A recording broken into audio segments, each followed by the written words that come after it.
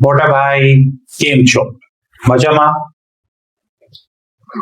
आप में से बहुत लोग मुझे व्हाट्सएप पे बोलते हैं कि मेरा यस बैंक पे क्या ओपिनियन है, और मैं सबको एक ही रिप्लाई देता हूं कि आप यस बैंक की एनुअल रिपोर्ट उनकी वेबसाइट से डाउनलोड कर सकते हैं। अब आप ये सोच रहे होंगे कि मैं ऐसा रिप्लाई क्यों करता हूं। डेफिनेटली आप ये सोच रहे होंगे कि ऐसा रिप्लाई क्यों करता हूं। मोटा भाई, एक चीज हमें अच्छे से समझनी चाहिए, और वो चीज ये कि जब हम किसी कंपनी में या किसी बैंक में या किसी फाइनेंशियल इंस्टीट्यूशन में इन्वेस्ट करते हैं, तो हमें उसकी बैलेंस शीट और फाइनेंशियल स्ट्रेंथ का पता होना चाहिए। और अब जब हम 2023 में एंटर करने जा रहे हैं ऑलमोस्ट, तो आज शायद ही कोई आदमी ये बोल सके कि annual reports, profit and loss, ये सब पब्लिक डोमेन में अवेलेबल नहीं होता है। मोटा भाई, ऑनेस्टली स्पीकिंग, हम उस सिस्टम में जी रहे हैं जहां पर हम प्रॉफिट्स को चेस कर रहे हैं, और प्रॉफिट्स को हम इस तरीके से चेस कर रहे हैं कि हम भूल चुके हैं कि प्रॉफिट्स तब तक नहीं आएंगे जब तक हमारे पास नॉलेज नहीं होगी। और शायद ही 1% से भी कम लोग होंगे जो नॉलेज को चेस कर रहे हैं। जैसे कि मैं आपको एक एग्जांपल देता हूं मोटा भाई, कि आज से 6 महीने पहले इंडियन मीडिया ने आईटी सेक्टर पे इतना हाइप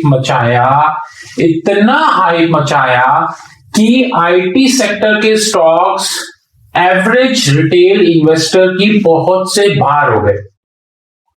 मुझे अभी तक याद है कि Tata consultancy services, Infosys, HCL, Wipro और शायद ही कोई मिड साइज आईटी स्टॉक होगा जिसपे हाइप नहीं मचा होगा। मुझे अभी तक याद है मोटा भाई कि इन्फोसिस की 1800 से 1900 तक की प्रोजेक्शंस मार्केट में आ गई थी, और मैं सब ये प्रोजेक्शंस देख रहा था, और तब मैं एक ही चीज सोच रहा था कि क्या इन्फोसिस की बैलेंस शीट 1900 का रेट सपोर्ट करती है, क्योंकि तब रशिया यूक्रेन वॉर को स्टार्ट हुए अराउंड 4 से 5 महीने का समय निकल चुका था। अब ये वीडियो जब बनेगी, जब तक ये YouTube पे आएगी, तब तक 2023 शुरू हो चुका होगा, और तब तक Russia Ukraine war almost 11th month में एंटर कर गई होगी। इट मींस ऑलमोस्ट 12 मंथ आज से करीबन 2 महीने के बाद अप्रोक्सीमेटली। अब आप आज को देखिए, आज इंडियन आईटी सेक्टर कहां खड़ा है। आज मैं गूगल पे अपनी रिसर्च कर रहा था, आपको पता ही है कि मैं गूगल पे रोज 1 से 2 घंटे रिसर्च करता हूं, जिसमें मैं अलग अलग आर्टिकल्स प्रिंट निकालता हूं, फिर उन प्रिंट्स को पढ़ता हूं, फिर उन प्रिंट्स के नोट्स बनाता हूं, और फिर अपने फाइनल कंक्लूडिंग डिसीजन तक पहुंचता हूं। मैं कभी भी, शायद ही कोई ऐसा दिन हो जब मैंने गूगल पे रिसर्च ना किया हो। और अब तो मैं एलएलबी स्टूडेंट हूं, तो अब तो मैं गूगल पे और रिसर्च करता हूं, लॉ से रिगार्डिंग भी रिसर्च करता हूं, जजमेंट से रिगार्डिंग रिसर्च करता हूं, और नई नई चीजें जो है वो इन्वेंट करने की कोशिश करता हूं। आज जब मैं गूगल पे रिसर्च कर रहा था, तो मुझे एक आर्टिकल मिला है। उस आर्टिकल के हिसाब से इंडियन आईटी सेक्टर्स में मैसिव ले ऑफ्स शुरू हो चुका है, और ये बात फैक्चुअल है। मेरी भी कई दोस्त इंडियन आईटी कंपनीज में काम करते हैं। रादर मैं खुद 9.5 इयर्स का करियर मेरा इंडियन आईटी सेक्टर में ही रहा है। तो मेरी काफी नेटवर्किंग है इंडियन आईटी सेक्टर पे, और आपको जान के हैरानी होगी कि जब मैं अपने फ्रेंड सर्कल में, अपने प्रोफेशनल नेटवर्क में बात करता हूं तो किस किस तरीके की इंफॉर्मेशन पब्लिक डोमेन में आती है। आज खड़े होके कुछ mid cap IT stocks 40 to 45% तक करेक्ट हो चुके हैं। 40 to 45% तक करेक्ट हो चुके हैं। लेकिन आज से 4 या 5 महीने पहले इंडियन आईटी सेक्टर का इतना हाइप मचाया गया कि आप पूछो ही मत। और मैं श्योर हूं मेजॉरिटी ऑफ द इन्वेस्टर्स ने इंडियन आईटी सेक्टर में तभी एंट्री भी करी होगी। जैसे कि आज से 5 महीने पहले 2 चीजें हुई। इंडियन मीडिया ने आईटी सेक्टर पे खूब हाइप मचाया। हजारों लाखों इन्वेस्टर्स उस हाइप के कारण इंडियन आईटी सेक्टर में एंट्री कर गए। एंड रिजल्ट क्या हुआ ये आपको पता है। उसी टाइम इंडियन आईटी सेक्टर ने बैंकिंग को बियरिश कॉल दी, और आई एम श्योर कि हजारों लाखों इन्वेस्टर्स ने अपनी बैंक्स की होल्डिंग बेच दी होगी। लेकिन मैं सोच रहा था कि बैंक्स पे बेरिश कॉल क्यों दी गई, क्योंकि नॉन परफॉर्मिंग असेट्स तो इंडिया में कई सालों से हैं। एक गवर्नमेंट डेटा के हिसाब से पिछले 5 सालों में 10 लाख करोड़, बिल्कुल ठीक सुना, 10 लाख करोड़ से ज्यादा non performing asset right of हो गए। तो ये एक पॉलिटिकल न्यूज है, इसको स्टेप असाइड करते हैं, सिर्फ 10 लाख करोड़ पे फोकस करते हैं। तो बैंकिंग स्टॉक तो तभी भी फॉल नहीं हुए। तो अब 5 महीने पहले अचानक से ऐसा क्या हो गया था कि इंडियन आईटी सेक्टर ने बैंकिंग स्टॉक्स को डिग्रेड कर दिया। आज वही बैंकिंग स्टॉक अपनी वैल्यू के 2 गुना और अराउंड 2 टाइम्स तक हो चुके हैं। क्यों? क्योंकि 99% इन्वेस्टर्स को बैंक्स की बैलेंस शीट स्टडी करनी नहीं आती। आप बैंक्स की बैलेंस शीट को छोड़िए मोटा भाई, उनको कॉर्पोरेट्स की बैलेंस शीट स्टडी करनी नहीं आती। एग्जाम्पल, अगर आज मैं इंडिया के इन्वेस्टर को टाटा स्टील की बैलेंस शीट दे दूं, टाटा स्टील, और ऐसा नहीं है कि ये balance sheet confidential balance sheet है, ये बैलेंस शीट पब्लिक डोमेन में अवेलेबल है। आप उनकी वेबसाइट पे जाइए, आपको आराम से उनकी एनुअल रिपोर्ट मिल जाएगी। कई वेबसाइट्स भी ऐसी हैं जो आजकल फ्री में एनुअल रिपोर्ट्स डाउनलोड करने को देती हैं, तो आप उन वेबसाइट्स पे भी जा सकते हैं और एनुअल रिपोर्ट डाउनलोड कर सकते हैं। कोई बड़ी चीज तो है नहीं। अगर मैं इंडिया के इन्वेस्टर्स को टाटा स्टील की एनुअल रिपोर्ट डाउनलोड करने को दे दूं, या डाउनलोड करके उनकी टेबल में या उनके कंप्यूटर पे ईमेल कर दूं, तो आई एम श्योर मेजॉरिटी समझ भी नहीं पाएंगे कि टाटा स्टील की बैलेंस शीट में क्या कंसर्न है। ये सबसे इंपॉर्टेंट फैक्टर है। क्यों? बैलेंस शीट हमें पढ़नी नहीं आती। मोर इंपॉर्टेंटली, हम बैलेंस शीट पढ़ने में इंटरेस्टेड भी नहीं है। बट भाई एक चीज याद रखिएगा कि अगर आप इंडियन स्टॉक मार्केट में इन्वेस्ट कर रहे हैं तो आपका नॉलेज बहुत स्ट्रांग होना चाहिए, क्योंकि इंडियन स्टॉक मार्केट एक ऐसी स्टॉक मार्केट है जहां पे एक से बढ़कर एक मैनिपुलेशन होती है। इसका मैं आपको लाइव एग्जांपल देता हूं। 2020 में यस बैंक का स्कैंडल हुआ। जब मैं पब्लिक डोमेन में आया और मैंने लोगों को यस बैंक के बारे में वार्न किया, और कुछ लोगों ने सुना, बहुतों ने नहीं भी सुना। जिन्होंने सुना उनका भला हुआ, जिन्होंने नहीं सुना उनकी मर्जी। उस समय इंडियन मीडिया ने 81 मींस एडिशनल टायर 1 को हाइप दे दिया कि इस बैंक में 81 है, इस बैंक में 81 है, 81 ये होता है, 81 वो होता है, जबरदस्त हाइप दे दिया 81 को। अब उस स्कैंडल को हुए ऑलमोस्ट 2 साल हो चुके हैं, ऑलमोस्ट 2 साल हो चुके हैं, 2 साल से थोड़ा ज्यादा ही हो गए हैं। इन 2 सालों में क्या आपने किसी भी मीडिया इंस्टीट्यूशन, किसी भी मीडिया चैनल, कोई भी न्यूज़पेपर, कोई भी मैगजीन को देखा कि उन्होंने 81 बॉन्ड्स में कुछ बोला हो? क्या आपने देखा कि किसी इंस्टीट्यूशन ने यस बैंक के स्कैंडल के बाद 81 बॉन्ड्स पे अपना व्यू पॉइंट या करंट स्टेटस रखा हो? क्या आपने देखा? नहीं देखा, क्योंकि ऐसा हुआ ही नहीं। जिस हाइप को हमने 2 साल पहले मचाया, जिसकी वजह से हजारों इन्वेस्टर्स का पैसा डूब गया, अब हम उसको पूरे तरीके से भूल चुके हैं। क्यों भूल चुके हैं ये आपको पता है, मुझे ये आपको समझाने की जरूरत नहीं है कि ये क्यों भूल चुके हैं। लेकिन इसमें गलती किसकी? क्या गलती मीडिया की या गलती इन्वेस्टर की? मैं मीडिया की गलती कभी नहीं बोलूंगा।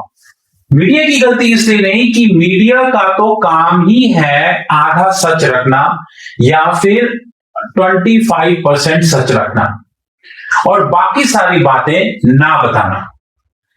ये इन्वेस्टर की ड्यूटी है इस बात को समझना कि क्या जो बात मीडिया बोल रही है क्या वो फैक्चुअली करेक्ट है या वो फैक्चुअली करेक्ट नहीं है। इसलिए मोटा भाई एक चीज हमेशा याद रखें, चाहे वो यस बैंक हो, चाहे वो आईसीआईसीआई बैंक हो, चाहे वो एक्सिस बैंक हो, चाहे वो कोई भी बैंक हो, उसकी बैलेंस शीट को स्टडी करना सीखें। जैसे कि मैंने एसबीआई की बैलेंस शीट को डिटेल्ड स्टडी किया है और एक बार नहीं कई बार मैंने एसबीआई की बैलेंस शीट को स्टडी किया है। और जब मैं एसबीआई की बैलेंस शीट को स्टडी करता हूं, मैं हमेशा एक जगह पे अटक जाता हूं और वो है कॉन्टिंजेंट लायबिलिटीज। और जब मैं कॉन्टिंजेंट लायबिलिटीज की फिगर अपने प्लेन पेपर पे, अपने वेस्ट पेपर पे लिखता हूं तो मेरे पांव के नीचे से जमीन खिसक जाती है कि किसी बैंक में इतनी कॉन्टिंजेंट लायबिलिटी कैसे हो सकती है। फिर मैं गूगल पे जाता हूं, गूगल पे मैं ये देखता हूं कि पिछले 5 सालों में जो एसबीआई ने एनपीए मतलब नॉन परफॉर्मिंग असेट्स को राइट ऑफ किया, उसकी फिगर कितने बिलियन डॉलर्स में है। छोटी मोटी नहीं, कितने बिलियन डॉलर्स में है। और उसके बावजूद एसबीआई का शेयर प्राइस आज 600 रुपीस के आसपास है। अब ये मत पूछिएगा कि मेरे हिसाब से एसबीआई का शेयर प्राइस कितना होना चाहिए, क्योंकि मेरे हिसाब से एसबीआई का शेयर प्राइस अपने इंट्रिंसिक वैल्यू से बहुत ऊपर ट्रेड हो रहा है और मेजॉरिटी इन्वेस्टर इंडिया में इंट्रिंसिक वैल्यू के कंसेप्ट तक को नहीं जानते। एंड रिजल्ट क्या होता है कि हम हमेशा बाय करते हैं महंगे रेट पर और जब मार्केट क्रैश हो जाती है तो फिर हम सस्ते रेट पे उसको सेल करके अपना लॉस बुक करते हैं। जैसे कि 3-4 हफ्ते पहले निफ्टी 19,000 तक पहुंचा ऑलमोस्ट, और मेरा कंसर्न रेज हो गया कि इस जियोपॉलिटिकल सिनेरियो में जब फेडरल रिजर्व रेट बढ़ा रहा है, बैंक ऑफ इंग्लैंड रेट बढ़ा रहा है, European central bank, bank of Korea और सारे सेंट्रल बैंक रेट बढ़ा रहे हैं, जब रशिया यूक्रेन वॉर बिल्कुल नेक टू नेक पोजीशन में है। रशिया अपने न्यूक्लियर वेपन्स को भी टेस्ट कर रहा है पब्लिक डोमेन के हिसाब से। इस सारे सिनेरियो में निफ्टी 19,000 पे कैसे पहुंच गया? ये कैसा चमत्कार हो गया कि निफ्टी 19,000 पे पहुंच गया? क्योंकि मेरी फंडामेंटल एनालिसिस उस चीज को सपोर्ट नहीं कर रही थी, लेकिन मैं फंडामेंटल्स पे चलता हूं, ना कि मीडिया पे। मैंने अपने फंड की सारी बाइंग रोक दी। आज 3 हफ्ते के बाद निफ्टी 18,000 तक आ गया। और अगर आपको लग रहा है कि ये कहानी में सारे ट्विस्ट खत्म हो गए, तो आप थोड़ा वेट करें, आपको जल्दी समझ में आएगा कि कौन सा ट्विस्ट खत्म हो गया और कौन सा रह गया। 2023 इस दुनिया में बहुत वॉलेटाइल ईयर होगा। शायद 2023 में वॉलेटिलिटी 2022 के मुकाबले 10 टाइम्स मे बी उससे ज्यादा हो सकती है। मैंने आपको 2022 की बिगनिंग में यह कहा था कि 2022 एक बहुत वॉलेटाइल ईयर होगा। यह अलग बात है कि कई लोगों की वो समझ में नहीं आया, लेकिन अब आ गया होगा। और अब जब हम 2023 से मात्र 2 दिन दूर हैं, मैं आपको यह कह रहा हूं कि 2023 बहुत ज्यादा वॉलेटाइल होगा। शायद इतना वॉलेटाइल होगा कि उसको हैंडल करना इतना आसान नहीं होगा। और एक बात मेरी हमेशा याद रखिएगा मोटा भाई, कि जब जब मार्केट में वॉलेटिलिटी इंक्रीज होती है, जब जब मार्केट में वॉलेटिलिटी अपनी टॉप पर होती है, वही मौका होता है जब मीडिया लोगों को बेवकूफ बनाता है। क्यों? मार्केट में वॉलेटिलिटी होती है, आम नागरिक, आम इंसान को इस चीज का आइडिया ही नहीं होता कि वो इस चीज को कैसे हैंडल करे। क्योंकि आम नागरिक को इस चीज का आइडिया नहीं होता, तो मीडिया वहां पे अपना काम करना शुरू करती है। बाकी आप 2023 शुरू होने दीजिए, आपको अपने आप पता चल जाएगा। इसलिए मोटा भाई, मैं आपसे रिक्वेस्ट करता हूं, मुझे किसी तरीके का आपकी नॉलेज बढ़ेगी तो मेरा तो कोई नुकसान है नहीं, बल्कि मुझे खुशी होगी। मैं आपसे रिक्वेस्ट करता हूं कि आप अपनी नॉलेज बढ़ाइए, क्योंकि आने वाले समय में नॉलेज ही सबसे इंपॉर्टेंट फैक्टर होगा। जैसे जैसे समय आगे बढ़ेगा, 2023, 24, 25, 26, 27 ऐसे करते करते मार्केट में वॉलेटिलिटी बढ़ेगी। और शायद मार्केट इतनी भी वॉलेटाइल हो जाए कि वो एस्टीमेट से भारी निकल जाए। याद रखिएगा, गोल्डमैन सैक्स ने 2022 से पहले बिटकॉइन को $1,00,000 पर बिटकॉइन प्रोजेक्ट किया था। $1,00,000 पर बिटकॉइन। और मैंने तभी भी आप लोगों को वार्न किया था कि यह प्रेडिक्शन कभी भी कामयाब नहीं होगी। आज खड़े होके एक बिटकॉइन बहुत मुश्किल से 16,000 के लेवल को बचा के रखे हुए है। और आज जापान मार्केट में एक बहुत बड़ी क्रिप्टो एक्सचेंज ने क्विट कर दिया, यानी कि ऑफिशियली उन्होंने जापानीज मार्केट क्विट कर दी। बाकी आपकी मर्जी।